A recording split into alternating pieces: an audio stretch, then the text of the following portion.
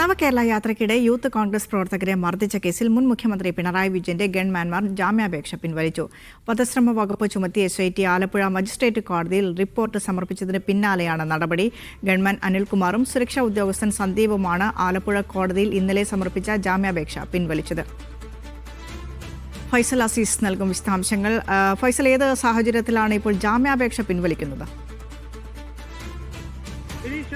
ഇന്നലെയാണ് ഈ SIT മുൻ മുഖ്യമന്ത്രി പിണറായി വിജയന്റെ ഗൺമാൻ ഈ സന്ദീപും അതുപോലെ അനിൽകുമാറും അതുപോലെ സുരക്ഷാ ഉദ്യോഗസ്ഥൻ സന്ദീപും ഈ ജാമ്യാപേക്ഷ നൽകിയത്. അതായത് തങ്ങളെ അറസ്റ്റ് ചെയ്യരുത് എന്നാവശ്യപ്പെട്ടാണ് ആലപ്പുഴ മജിസ്ട്രേറ്റ് കോടതിയിൽ ജാമ്യാപേക്ഷ നൽകിയത്. ഈ ജാമ്യാപേക്ഷയാണ് ഇപ്പോൾ പിൻവലിച്ചിരിക്കുന്നത്. അതായത് SIT ഇപ്പോൾ വധശ്രമത്തിന് ഉൾപ്പെടെയുള്ള കേസ് ചുമത്തിക്കൊണ്ട് ഇപ്പോൾ കോടതിയിൽ റിപ്പോർട്ട് നൽകിയിട്ടുണ്ട്. ആ റിപ്പോർട്ട് നൽകിയതിന് തൊട്ടു പിന്നാലെയാണ് ഈ അപേക്ഷയും പിൻവലിച്ചിരിക്കുന്നത്. അതായത് ഇപ്പോൾ ഈ ജാമ്യാപേക്ഷ ഇന്ന് പരിഗണിക്കാൻ ഇന്ന് ലിസ്റ്റ് ചെയ്തായിരുന്നു. അതായത് ഈ രണ്ട് ഗൺമാൻമാരാണ് ഇത്തരത്തിൽ ജാമ്യാപേക്ഷ നൽകിയത്.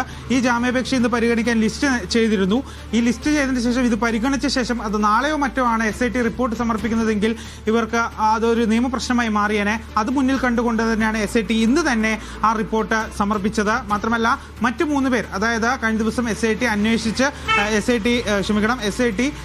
കോടതിയിൽ സമർപ്പിച്ച റിപ്പോർട്ടിൽ പറയുന്ന 5 പേരുടെ പേരാണ് അതിൽ പ്രതിപട്ടികയിൽ ചേർത്തത്. അതിൽ 2 പേരാണ് ഇപ്പോൾ ജാമ്യാപേക്ഷ പിൻവലിച്ചത്. മറ്റ് 3 പേരുടെ ജാമ്യാപേക്ഷ 2-ാം തീയതി പരിഗണിക്കുകയും ചെയ്യും. ഏതായാലും ഇപ്പോൾ ജാമ്യാപേക്ഷ പിൻവലിച്ചിട്ടുണ്ട്. ഇനിയുള്ള ഇവരുടെ മുന്നിലുള്ള മാർഗം എന്ന് പറയുന്നത് ആലപ്പുഴ ജില്ലാ സെഷൻസ് കോടതിയിൽ മുൻകൂർ ജാമ്യാപേക്ഷ നൽകുക എന്നുള്ളതാണ്. അല്ലെങ്കിൽ പോലീസ് സ്റ്റേഷനിലോ മറ്റോ കീഴടങ്ങിയ ശേഷം ഇവരെ അറസ്റ്റ് ചെയ്യുന്ന രീതിയിലേക്കൊക്കെ നടപടിയിലേക്കൊക്കെ SIT പോകാൻ തന്നെയാണ് നീക്കം.